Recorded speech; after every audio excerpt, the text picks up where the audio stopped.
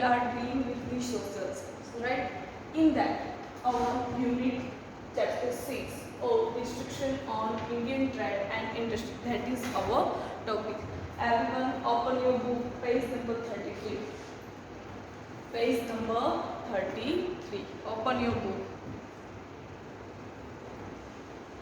The handlooms of India supplied textile to the markets of Asia and Europe. This supply in Asia and Europe market.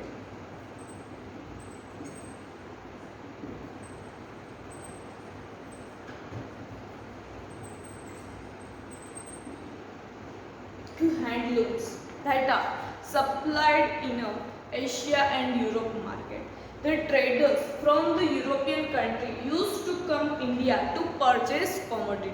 Britishers came to India to purchase a commodity, something commodities. Commodities like Indian made, jute, silk, woolen and cotton textile were in a high demand in the foreign countries. Which product? Jute, silk, woolen and cotton. That products demand is very high in the foreign countries. European markets, the soft and delicate muslin of Dhaka was world famous.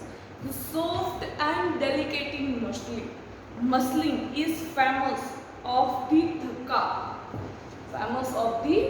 And that is a world famous muslin. Underline this.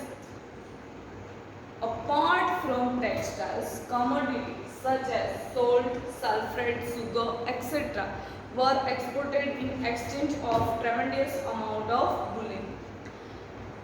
In the exchange or if we are doing a trade, then we have to give a gold or silver coin, and due to that, or instead of that, we get our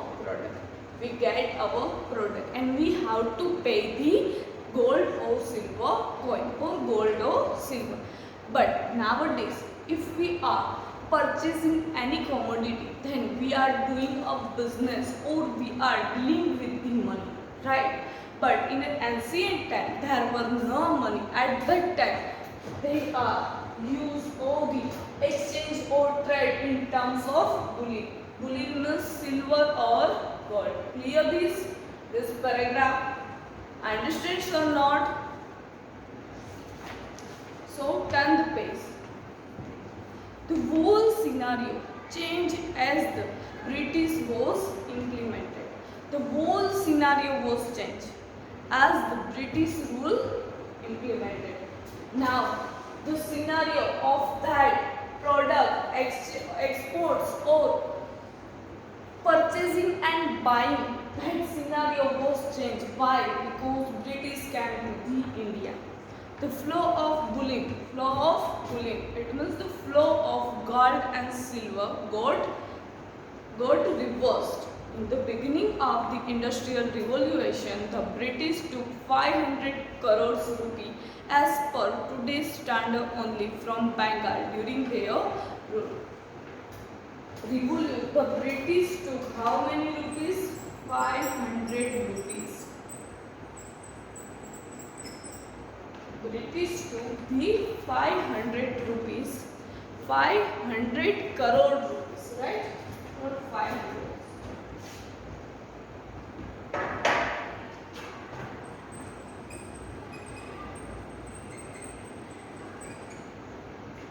The British took the 500 crore rupees as per today's standard only from Bengal during their rule.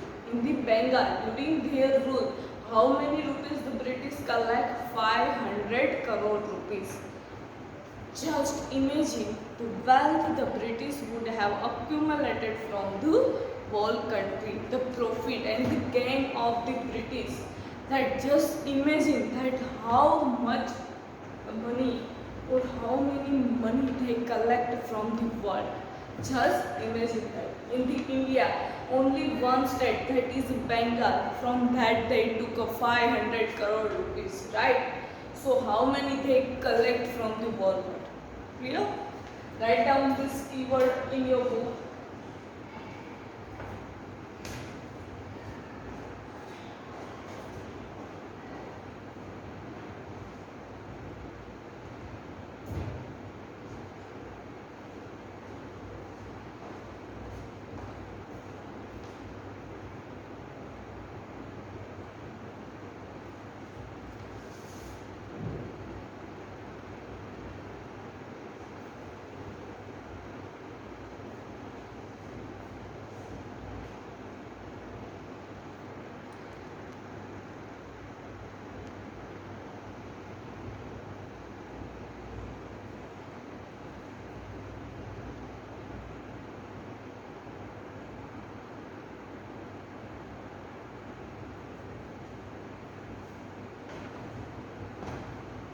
Okay, moving further.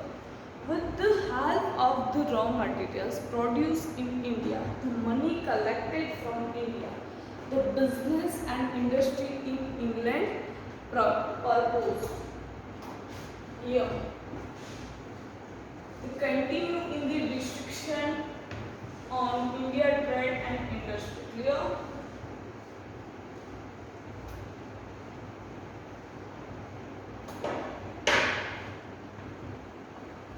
With the help of the raw materials produced in India, raw material that is produced in India and the money collected from India, the British money collected from India, the business and industry in England, the business and the industry that are in the England that is prosper. It means that is benefited. Why that is benefited? Because of the produce, the material or money collected from India that is in a more amount, right? So the country of England is prospered, or we can say that the industry and the welfare in that country that is increased. Why? Because they collect the money from the India. They collect the raw material from the India. Their mills started progressing. Their mills started progressing. Mills means industry. The cloth manufactured in England was imported in India. Manufactured in England, but it is import from the India, right? Without laying any duty on it, therefore of tax up to 80% on the cloth manufactured in India. Without paying any duty and taxes, without paying any duty and taxes, they are import that product, right? Up to 80% on the cloth manufactured in India. Up to how many percent they have to give us? That is up to 80%. But as a result, textile made in India become costlier. Now, if we are going to export that product, then product of that product, demand of that product in India that is also increased. So how here we completed that demand? Suppose, for example,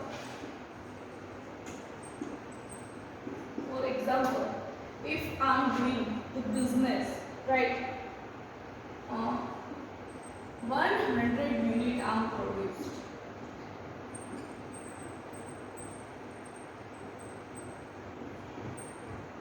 Here, the demand of in India that is 90 unit.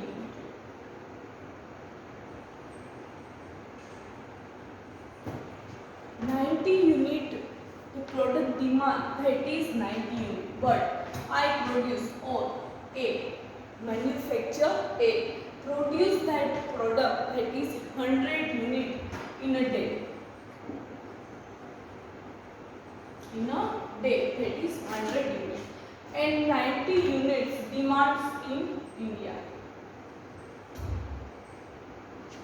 right? And I am going to export this product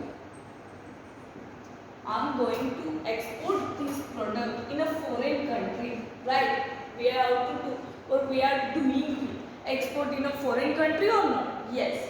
So here I am doing the export. Then 80 units. 80 units I am exporting. 80 unit I am exporting. These products, the produce that is 100 unit, but the export, if I am doing, or the businessman A going to export, that is 80 unit, and the demand in India, that is 90 units, right? So I am producing 100 unit and demand for that is 90 unit, but I am exporting 80 units in a foreign country. So how many unit remaining? 20 unit only remaining, right or no? 20 unit only remaining. So here 90 unit demand is there, but only 20 unit is remaining. So 70 units. 70 units, that is the scarcity. So because of the scarcity, the demand of that product, that is less than 70 units. Demand is 90 units, but the 70 units scarcity is there. So here what happened now? Now the price of that product, that is increased. Here what happened? Price increase. Why the price increase? Because there is a scarcity of the unit, scarcity of that product. Clear? Understand this or not? Why here the demand increase? Demand increase in India also, or in a foreign country, but in India the product become costlier. Why the product become costlier? Understand now?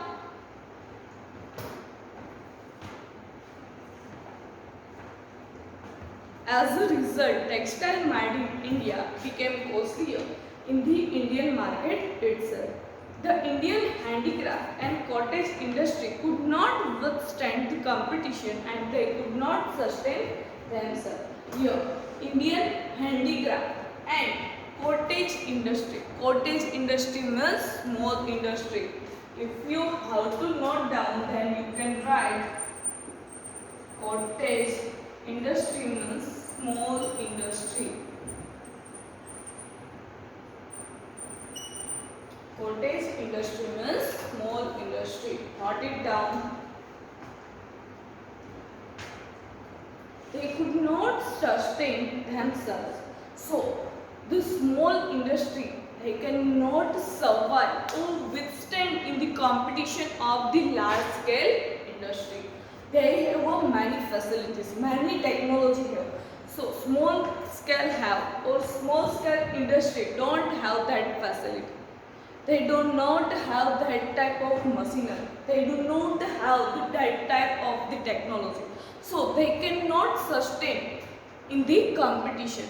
Why? They cannot produce as the large scale industry produce the goods, right? So finished goods of the handicraft or the cottage industry, that is a less. Now industry. Many skill based industry of our country like textile industry, glass, paper, mineral, ship building, etc. got ruined due to the policies of the British. Here, the country like textile industry in that glass, paper and mineral and ship building, etc. got ruined due to the policy of the British. Due to ruin means they are not now doing a profit, or we have to pay the money to the Britisher, that is in the form of tax. So they can ruin, it means they can wind up their industry due to the policy of the British. Lack of skilled workers became unemployed. So if there is an industry wind up means closed, right? So the person that are working in that industry that become unemployed. Gradually, the poor workers of the rural areas of India became poorer. Now, poor workers had become poorer. See in the picture, plight of cottage industry in India. Plight of cottage industries in India, that is given.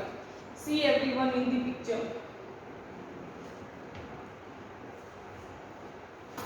Now write down this example. Here the space is there. You can write that. Clear? Write down this example so you can easily remember it.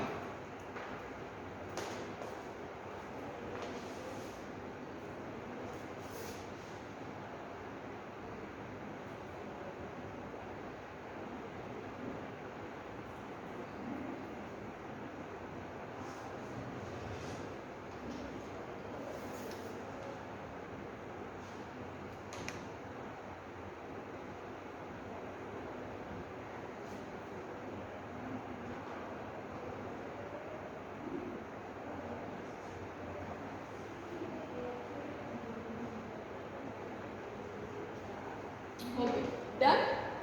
So now moving forward. Understand the destruction of Indian trade and industry. Why the Indian trade and industry are destroyed? Or we can say that they making a loss. Why that will happen?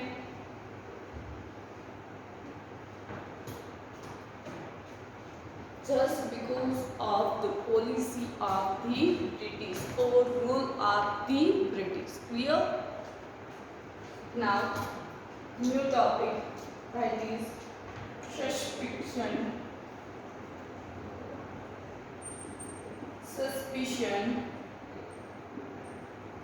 Suspicion about reforms.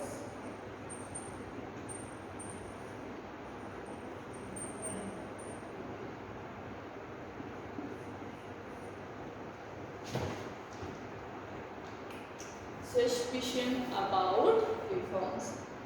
When William Banting came to India, here who came to India? In that, William Banting.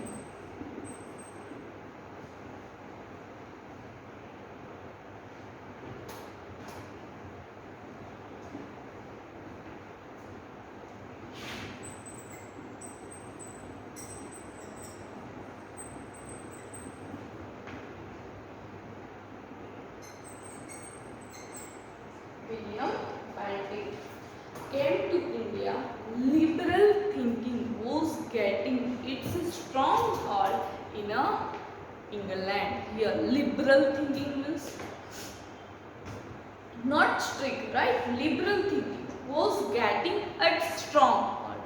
Now, the not strict thinking had become a very strong in England.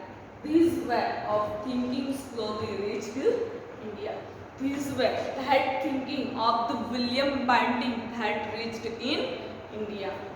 The British ruler started taking interest in the lives of the people of India. Here, the British ruler started taking interest. British ruler started taking interest in the people of the India.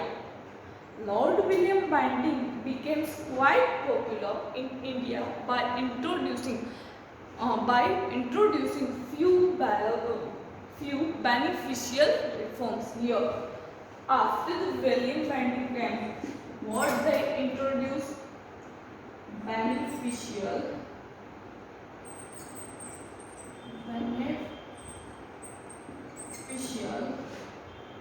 reforms. Who introduced these reforms? William Banting.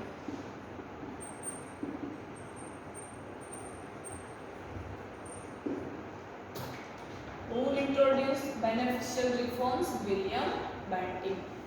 And they are taking interest in the people of the India. Lord William Banting became quite popular in India by introducing few beneficial reforms. Why that is popular? To introduce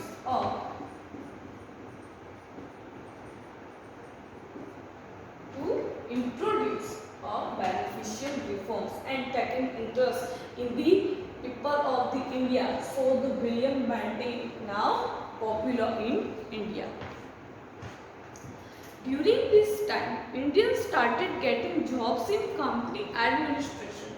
Indians were allowed to use their mother tongue in the court of law. Here, after the William Banting came to India, the people of the India, they getting a jobs. They getting a jobs. So here I write started getting jobs, and the next point, that is allowed mother tongue.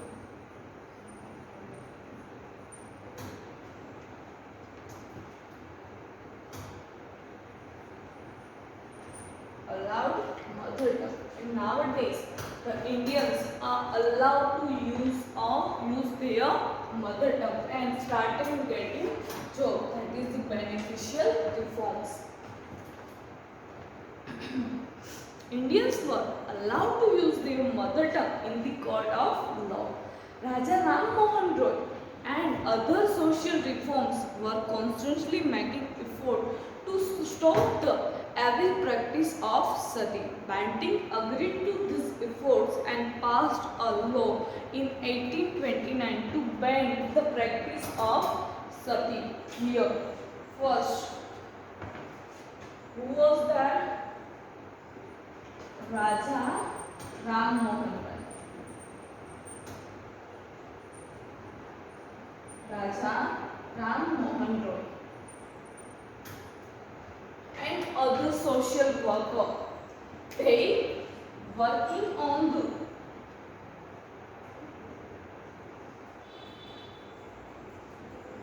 practice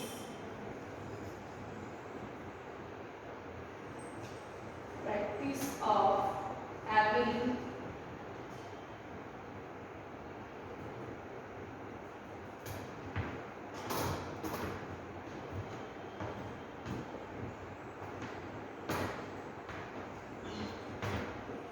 evil practice of sati. Who Raja Ram Mohan Roy and other social workers are evil practice of sati. It must reduce bad practice, or we can say that they abolish this practice, right?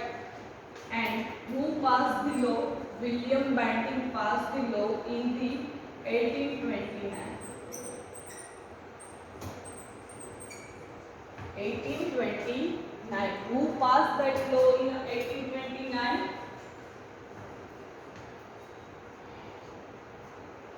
In the 1829, who passed the law? William Banting passed the law in the 1829 to abolish the evil practice of the sati. During the time of William Banting, the English ruler tried to eradicate the social evils as per the will of the social reformers. The orthodox class witnessed this reform with the suspicion. During the time of William Banting, the English ruler tried to eradicate the social evils as per the will of the social reformers. The orthodox class witnessed this reform with the suspicion. Clear? Now write down. Afterwards we will move further.